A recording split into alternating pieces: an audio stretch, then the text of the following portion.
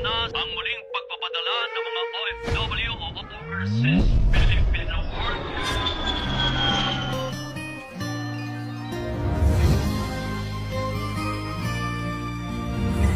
Ba ang naging wakas ng buhay ko'y ito? Maling hindi ko nagawa, bakit nga ba ako? Kamatayan ang katumba sa salang di ako. Katarungay, bakit ba ganito?